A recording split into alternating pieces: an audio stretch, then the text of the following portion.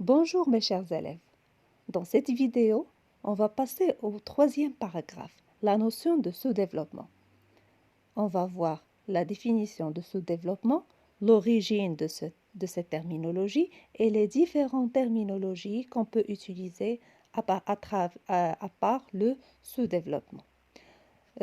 Pour saisir la notion de sous-développement, je vous ai donné une image dans le document 1 qui représente la disparité au niveau de l'habitation dans un pays sous-développé.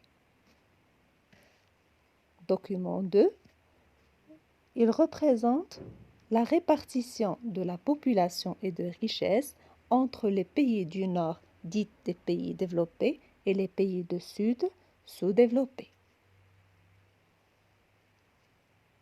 Et troisième document, c'est d'après le rapport de la PNUD en 2018, l'IDH des différents pays, que ce soit les pays moins avancés que les pays développés, les pays subsahariens. Donc je vous invite à bien visualiser et bien lire les trois documents et essayer de répondre à ces questions avant de voir la réponse. La première question, commentez l'image du document 1. La deuxième, interpréter les graphiques du document 2. 3. Définir les termes suivants. OCDE, pays en développement et pays moins avancés. 4. Faites une comparaison au niveau de l'IDH entre les différents pays présentés dans le rapport. Et 5. Quelles conclusions vous en tirez?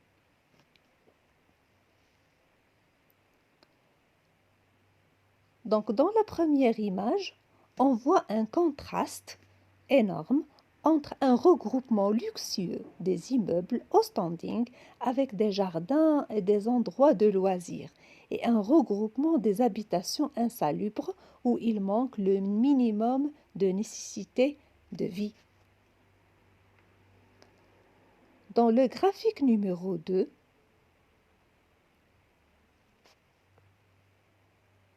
on voit que la population des pays du Sud représente 84% de la population mondiale et ne bénéficie que de 32% de richesse à l'échelle mondiale, tandis que les pays du Nord ne représentent que 16% de la population mondiale et s'accaparent de 68% de richesse mondiale.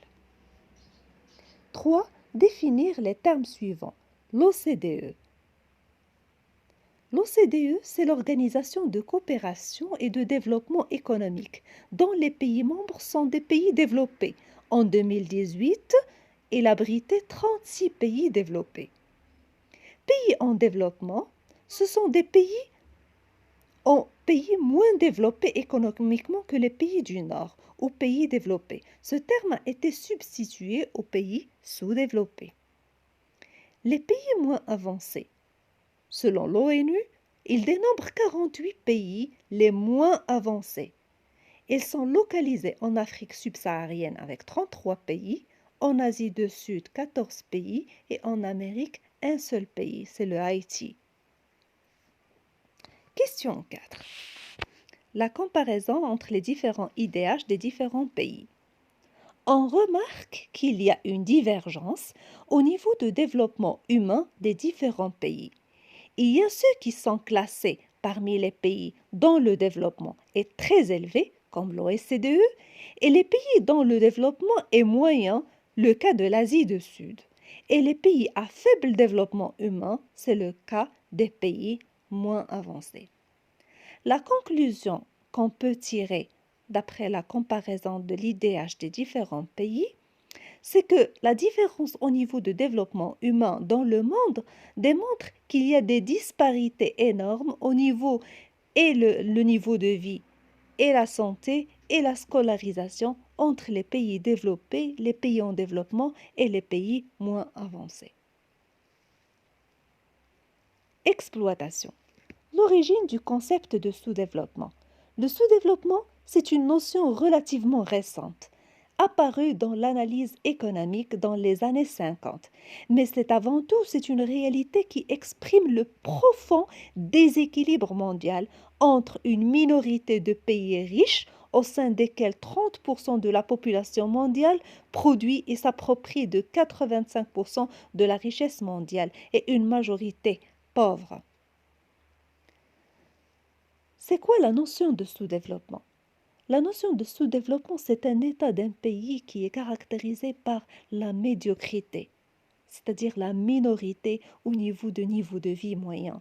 Elle se traduit par une faible consommation alimentaire, voire même malnutrition ou bien famine, une faible espérance de vie, un taux encore très très élevé d'analphabétisme, auquel on ajoute une désarticulation au niveau des secteurs économiques, la prédominance du secteur rural que les secteurs industriels ou tertiaires et bien sûr une composition spécifique de la balance commerciale caractérisée par un déficit chronique. Typologie et pluralité de situations de développement. De nombreuses formulations ont été utilisées pour désigner une réalité similaire à la notion de sous-développement. La première terminologie, c'est le tiers-monde. Ce terme, il a été utilisé pour la première fois à partir du démographe Alfred Sauvy. Il explique l'existence principalement de deux blocs ou de deux mondes, socialiste et capitaliste, et un troisième monde qui est exploité et sous-développé. Pays en voie de développement. Expression qui qualifie situation économique d'un pays qui ont connu un certain décollage économique. Pays de Sud. Les pays les plus pauvres, qui sont généralement situés dans les parties sud des continents émergés, en particulier l'immense majorité des pays les moins avancés sont situés en Afrique subsaharienne. Pays en développement. Pays en développement, c'est une expression utilisée par la Banque mondiale pour désigner les pays dans lesquels le processus de développement est commencé, même si ces pays restent sous-développés par rapport aux pays industrialisés. Les pays moins avancés, ils regroupent les pays les plus défavorisés de la planète, pour lesquels des mesures particulières doivent être prises. Ils se caractérisent par un faible niveau de revenus par habitant, un taux d'analphabétisation qui est élevé, sans oublier principalement au niveau de la santé, faiblesse au niveau de la santé. Les nouveaux pays industrialisés, ils regroupent les 4 dragons de l'Asie, Corée du Sud, Taïwan, Singapour et Hong Kong, ainsi que certains pays de l'Amérique latine, Mexique, Brésil, l'Argentine. Ces pays se caractérisent par un rythme de croissance élevé, poids important de l'industrie dans le PIB, un degré d'ouverture sur l'extérieur. Dernière terminologie, c'est les pays émergents, pays qui sont caractérisés par un taux de croissance économique élevé. Il s'agit principalement du BRICS, Brésil, Russie, Inde, Chine et dernièrement l'Afrique du Sud. Donc, ceci dit pour le sous-développement, maintenant on passe à un petit résumé de toute principalement la section. Donc, au niveau de cette section, on a vu la notion de croissance et on a dit la croissance, c'est l'augmentation soutenue pendant une longue période de la production d'un pays. Il se mesure par le taux de croissance et on a dit c'est le PIB de l'année N moins le PIB de l'année N-1 sur le PIB de N-1 fois 100. Et je vous ai dit qu'il ne faut pas confondre entre croissance et expansion. Parce que la croissance, c'est l'augmentation soutenue à longue période. Alors que l'expansion, c'est une augmentation de taux de croissance, mais à courte période. On a vu également différentes notions. Expansion, la différence entre expansion, crise, récession, reprise et dépression. Je vous ai dit que l'expansion, c'est l'augmentation de taux de croissance, mais à courte période. Et le taux de croissance, il est généralement plus élevé que celui qu'on voit sur le long le long terme. La crise, c'est une date, un moment bref de retournement de la croissance économique. Il peut être début de la récession. La récession, c'est la diminution de taux de croissance, faible production, etc. Mais si le taux de croissance s'étale sur le temps et devient négatif, on ne parle pas de récession, mais de dépression. Reprise, c'est le retournement de l'activité économique en une phase d'accroissement ou d'expansion. Les facteurs de croissance.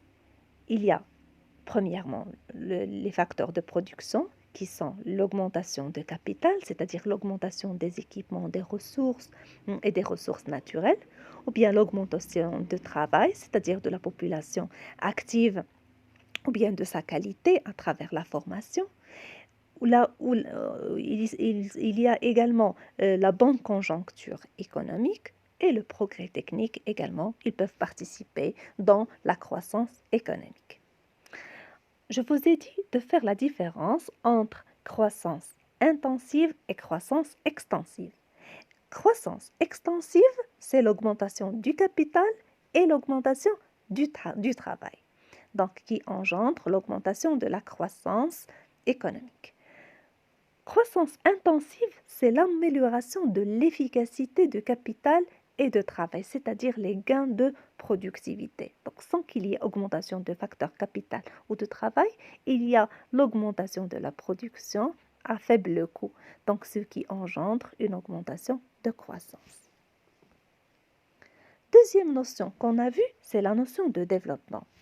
Et je vous ai dit que le développement, c'est l'ensemble des changements structurels au niveau économique, social, culturel et politique et qui accompagnent principalement et entretiennent la croissance économique et améliorent le bien-être des citoyens. Il se mesure par l'IDH, l'indice de développement humain, qui est un indice composite composé de l'indice de revenu par habitant, de l'espérance de vie à la naissance et de niveau de l'éducation. Dernier point qu'on a vu, est-ce qu'il y a relation entre croissance et développement? Il y a plusieurs situations, mais la plus prépondérante, c'est que la croissance, elle est souvent accompagnée par le développement. À la fois, la quantité produite augmente et le niveau de vie, la richesse augmente, ce qui améliore le bien-être de la plupart des gens, surtout s'il y a une équité, une répartition égale de richesse.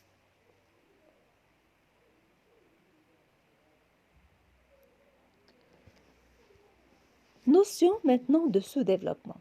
Le sous-développement, c'est un état d'un pays caractérisé par la médiocrité de niveau de vie, faible consommation alimentaire, voire même malnutrition ou famine, faible espérance de vie, augmentation de taux d'analphabétisation. Bien sûr, sans oublier les caractéristiques, la prépondérance du secteur rural au détriment du secteur industriel et tertiaire et la particularité de la balance commerciale de ces pays qui est la plupart du temps déficitaire. Plusieurs terminologies sont utilisées. Le terme de pays de tiers-monde utilisé par Alfred Sauvy pour faire référence à l'existence de deux blocs socialistes et capitalistes et un troisième monde qui est exploité et sous-développé. Pays en voie de développement, c'est un pays qui ont connu un certain décollage économique mais qui n'arrivent pas à la cheville des pays développés. Pays moins avancés, ce sont les pays les moins défavorisés de la planète. La plupart d'eux ils sont abrités dans l'Afrique subsaharienne. Les pays émergents qu'on a vus principalement, qui sont regroupés qui ont connu un taux de croissance élevé, il s'agit de BRICS. Et les nouveaux pays industrialisés, c'est principalement les dragons asiatiques auxquels on ajoute la Russie et l'Amérique. Donc sur ce, Euh, je vous remercie sur votre attention et à la prochaine.